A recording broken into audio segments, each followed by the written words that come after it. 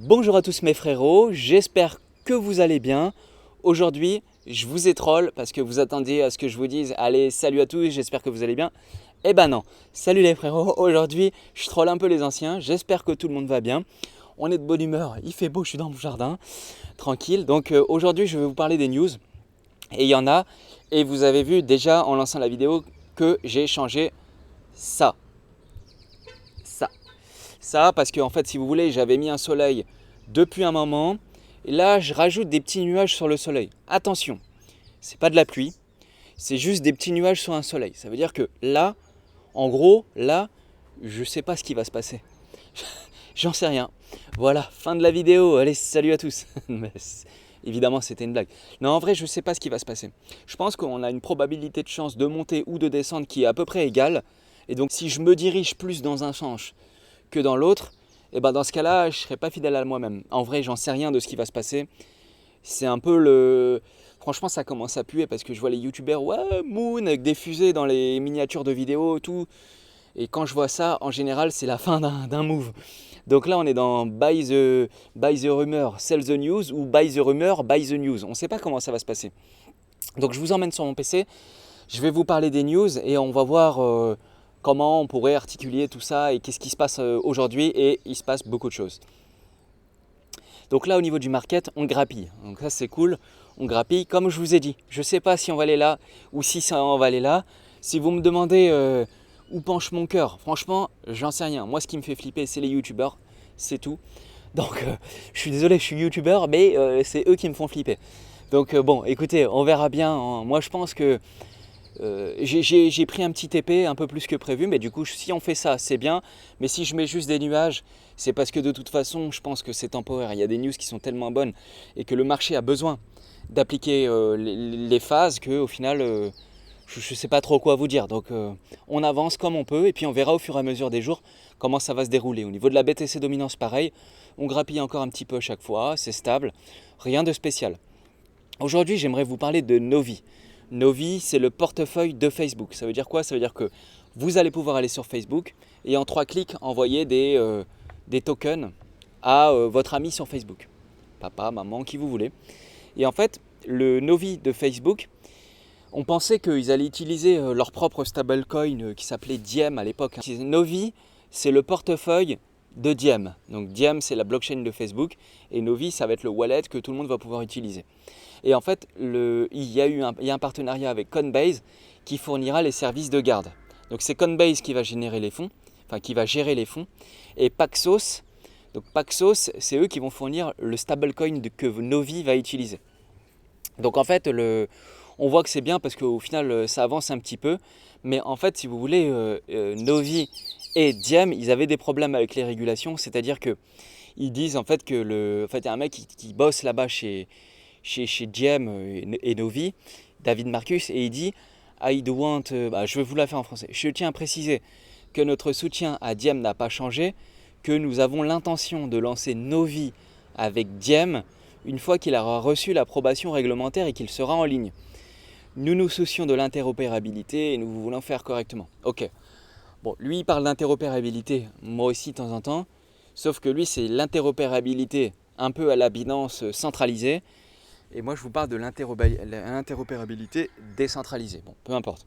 En tous les cas, Novi, il se rapproche donc de Diem pour faire un wallet et on va pouvoir envoyer des fonds sur Facebook. Donc, on voit que c'est bien, ça avance bien. Pourquoi? Parce qu'ils viennent de le lancer.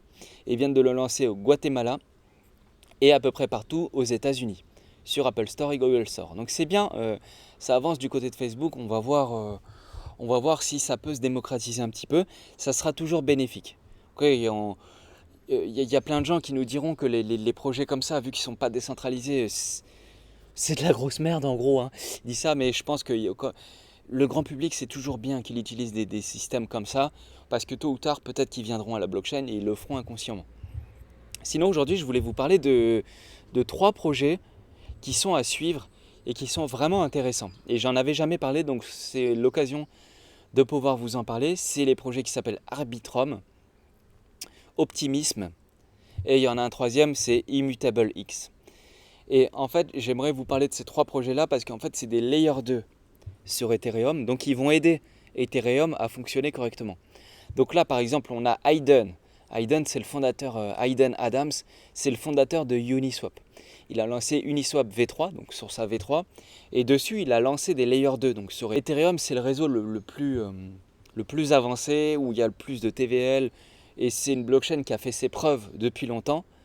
Mais là, elle atteint des limites, et on attend tous le déploiement de ETH-V2, hein, de Ethereum version 2. Mais c'est ultra long et à chaque fois il doit faire des forks. La blockchain elle est non évolutive, donc il doit faire des hard forks. Ils prennent des risques que des gens... Enfin bref. Là, ça travaille sur Ethereum et c'est bien. Donc il y a des Layer 2 qui vont aider Ethereum à être plus scalable, parce que c'est un des problèmes d'Ethereum, c'est la scalabilité.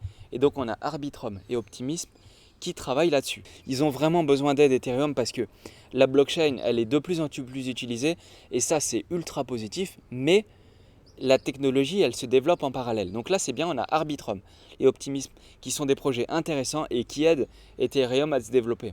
Donc si ces projets-là, ils prennent de l'ampleur, et je pense qu'ils vont prendre de l'ampleur, ceci est qu'un avis purement motivé par moi-même. Et je pense qu'ils vont prendre de l'ampleur. Donc ces deux projets-là, pour aider Ethereum à faire des transactions dans la DeFi, etc., plus un troisième qui s'appelle Immutable X, et lui, c'est du très très lourd.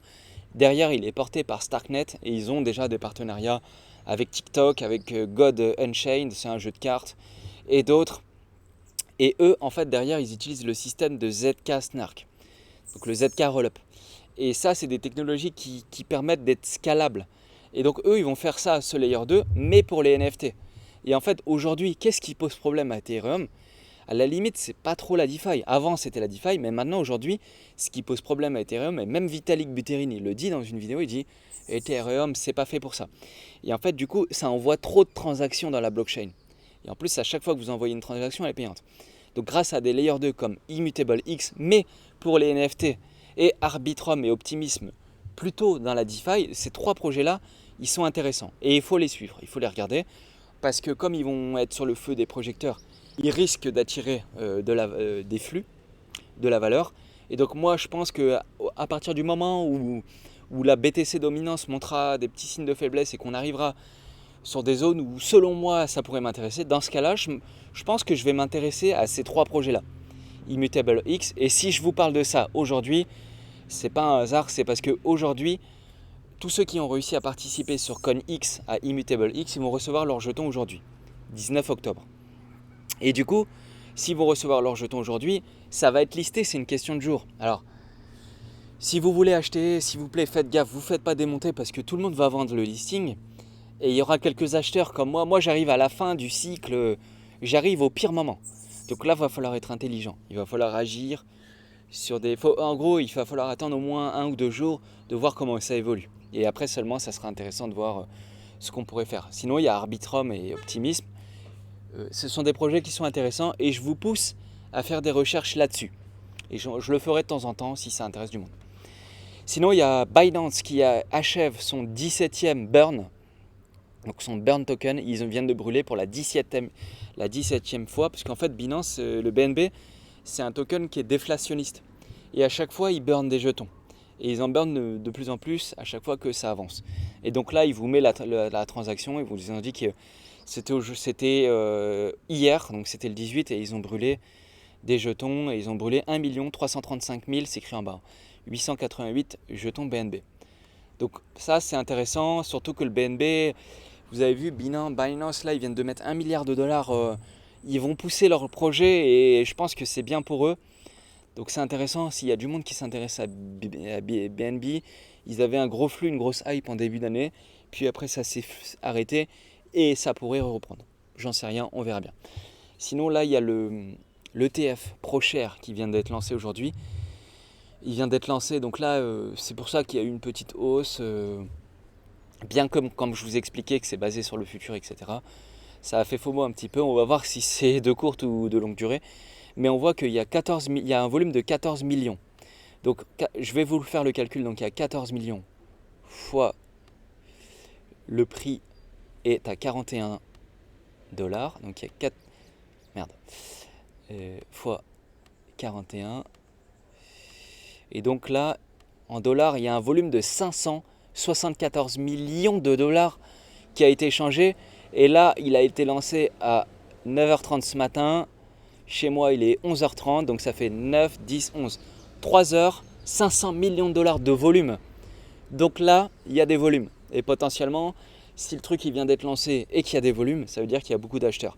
Mais malheureusement, comme on le sait, maintenant vous avez compris, ces acheteurs-là, ces 500 millions de... Alors, il y a des achats et des ventes, hein, mais ce gros volume-là, il ne sera pas dans les prix, vu que c'est un ETF basé sur le futur. Ok ? Vous avez bien compris ça maintenant. Les achats sur le ETF 500 millions de dollars ne sera pas dans les prix, parce que c'est sur le dérivé du dérivé. Bon bref, en tous les cas, c'est intéressant de voir qu'il y a du monde qui s'intéresse à ça. Et du coup, il y a une appétence sur le BTC. Et franchement, c'est bien pour ce qui se passe. Et j'espère, hein, franchement, j'espère qu'on va monter. Mais moi, je fais aussi mon job. Donc si ça vous plaît ce que je vous dis, vous pouvez vous abonner et appuyer sur la cloche si vous êtes nouveau. Et moi, je fais mon job et en même temps, j'applique ma stratégie. Hein. Donc, take profit, là.